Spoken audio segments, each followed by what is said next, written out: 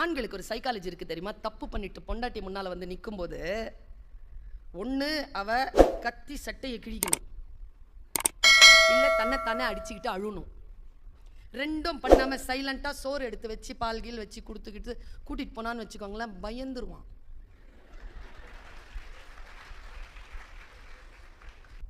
ஆண்களுக்கு சண்டை போட தெரியாது தெரியுமா? சத்தியமா தெரியாதுங்க. அப்பதான் ஆரம்பிச்சிருக்கோம் சண்டை. இப்ப கடைசியா நீ என்னதான் சண்டை சண்டையே ஆரம்பிக்கல, வெயிட் பண்ணு. எனக்கு தெரிஞ்சு கண்ணகி மாதிரி அக வாழ்க்கையில ஜெயிச்சவ வேற கிடையாது. எனக்கு ரொம்ப பிடிக்குங்க கண்ணகிய. எல்லாரும் சொல்லுவாங்க அவ போய் தேராமன்னா செப்புவது உடையேன்னு அவ சூப்பரா பேசினா, அதனால தான். புற வாழ்க்கையில் கண்ணகி ஜெயித்தது வேறு. கேவலன் மாதிரி ஒரு புருஷன், சாரி கோவலன் மாதிரி ஒரு புருஷன். 12 வருஷங்க கூட இல்ல, எங்கேயோ போயிட்டு வந்திருக்கா, யாருக்கோ புள்ள பெத்துட்டு வந்திருக்காங்க. 24 வயசுல உட்காந்துருக்காங்க அந்த பிள்ளை. வான உடனே டக்குன்னு வந்துடுறா கிளம்பி. முதல்ல சிலம்புல கொன்முன்னா, இல்ல கண்ணகி உன்னோட வாழத்தான் வந்து, சரிவா போலான்னு. அவனுக்கு புரியவே இல்லைங்க. இது மனசுல போட்டு கொடாஞ்சிக்கிட்டே இருக்கு கோவலனுக்கு. 12 வருஷம் கழிச்சு வந்தோம். திட்டலை, அடிக்கலை, அழலை, சண்டை போடலை, வானுடனே வந்துட்டா. இது என்ன? இது இந்த பெண்மையின் ரகசியம் என்ன? புரியவே இல்லைங்க அவனுக்கு. நீ எனக்கு தெரிஞ்சு கோவலன் செத்த இடம் அதான். வாமா போலாம் உடனே. அதை கேட்குறான் அவன். மாதரி வீட்டில் கேட்குறான். கண்ணகி ஒரே ஒரு டவுட்டு, சாவ போகிறான்.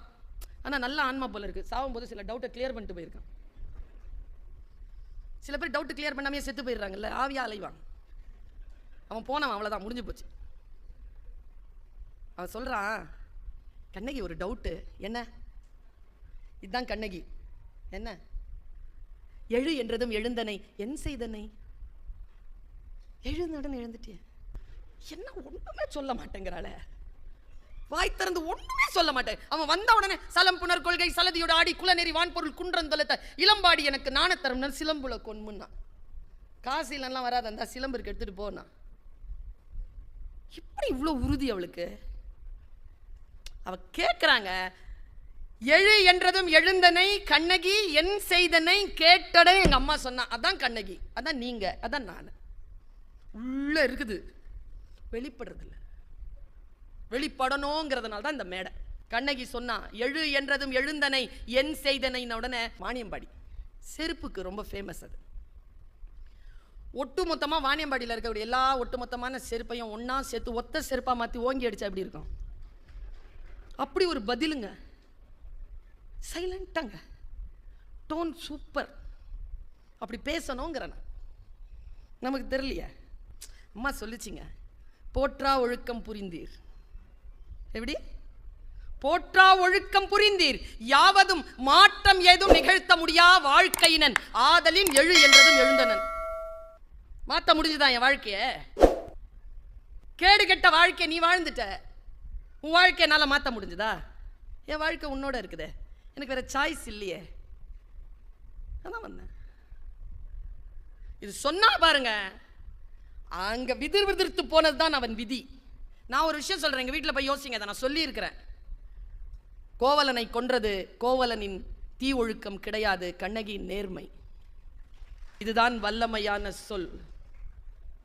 எப்பொழுதும் நாம் யாருடைய வாழ்க்கையை எப்படி பார்க்கிறோம், நம்முடைய வாழ்க்கையை நாம் எப்படி செலுத்திக் கொள்கிறோம் என்பது நான் சொல்றது பெண்களுக்கு புரிய வேண்டும், ஆண்களுக்கும் புரிய வேண்டும். இன்னொரு ஒரு நுட்பமான ஒரு விஷயம் சொல்றேன். வல்லமை என்பதற்கான வல்லமை தாராயோங்கிறான் பாரதி.